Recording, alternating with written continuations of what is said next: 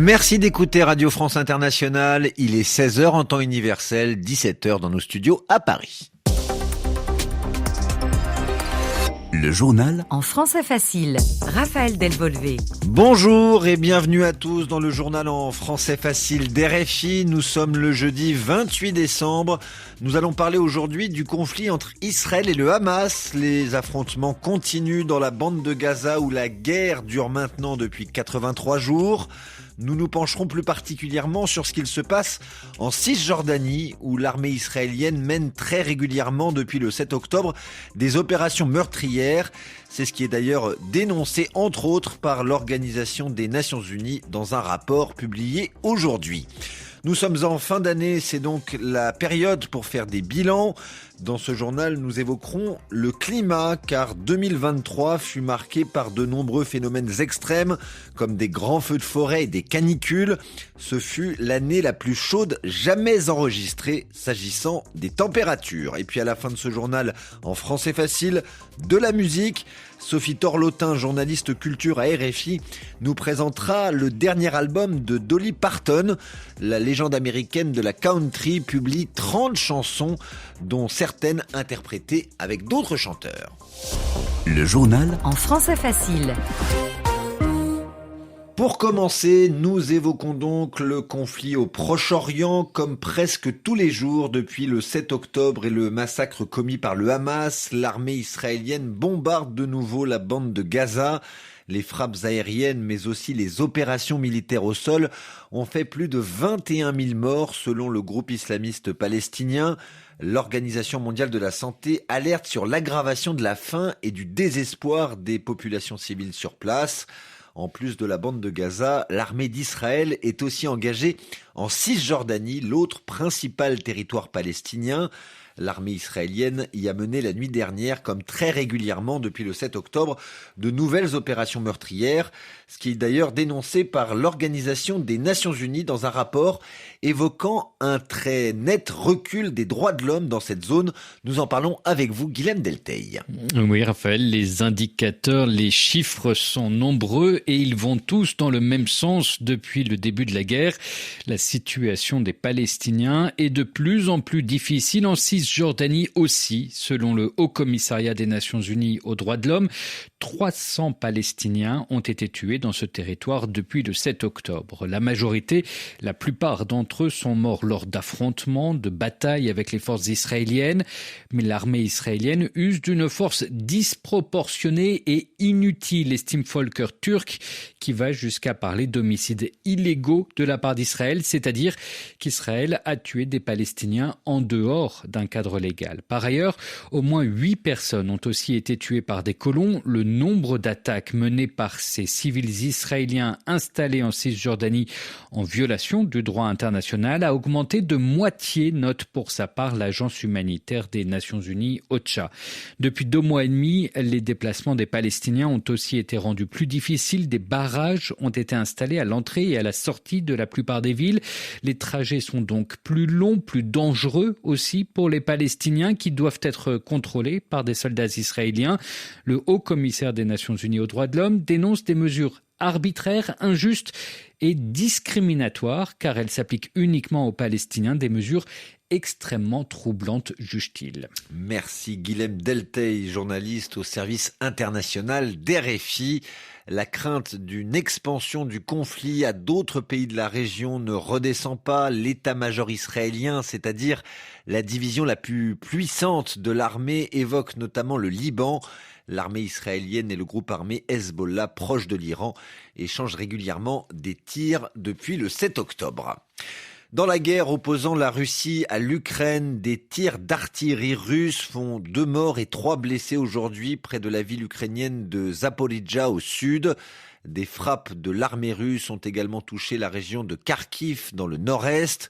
L'Ukraine s'apprête par ailleurs à recevoir de l'aide de la part des États-Unis, 250 millions de dollars, comprenant notamment des munitions pour combattre l'armée russe.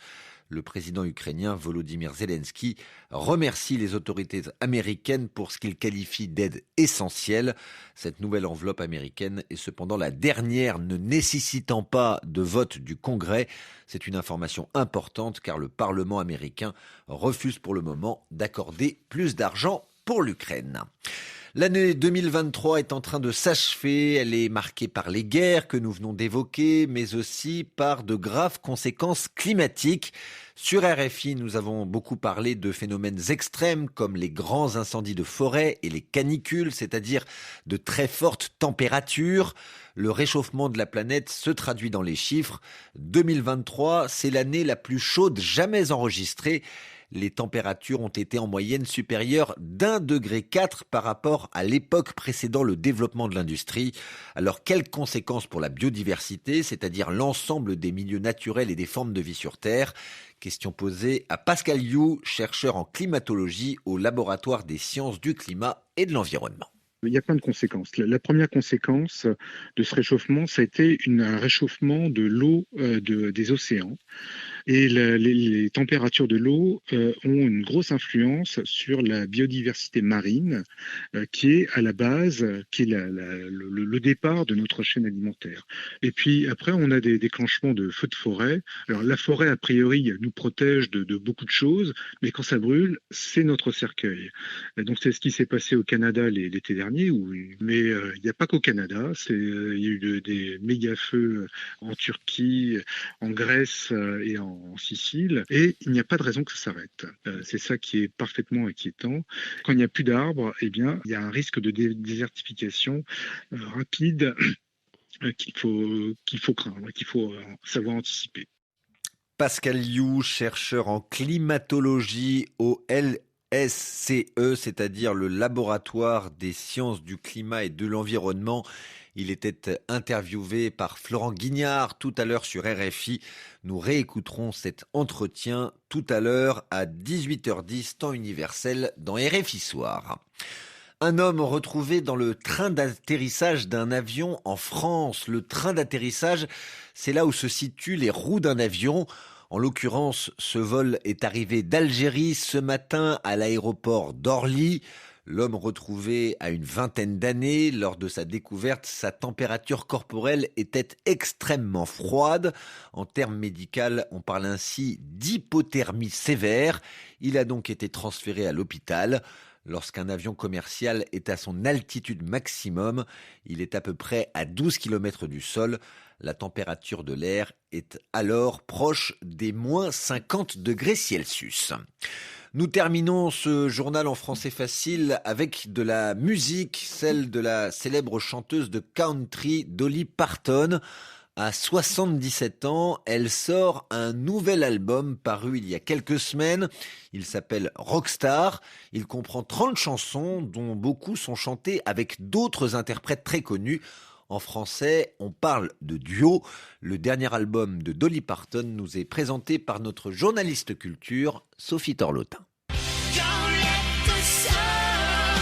Avec ses perruques blondes, ses faux ongles, son allure exubérante de poupée, Dolly Parton est une idole américaine. La seule figure capable de réunir tous les publics, de réconcilier démocrates et républicains. Avec sa musique, la country, souvent considérée comme réactionnaire, mais qu'elle fait vivre et qu'elle illustre avec ses thèmes progressistes, féministes et antiracistes.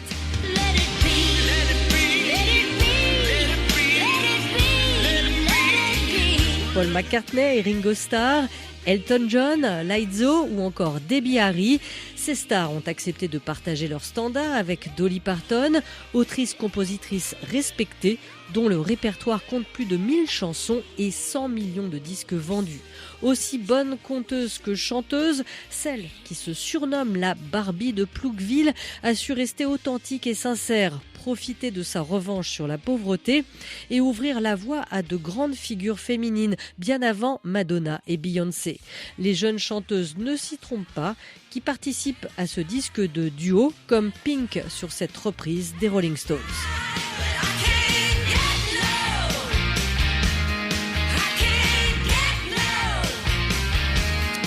Rockstar, le dernier album de Dolly Parton, présenté par Sophie Torlotin, journaliste au service culture d'RFI. C'est ainsi que se referme ce journal en français facile, à réécouter sur françaisfacile.rfi.fr.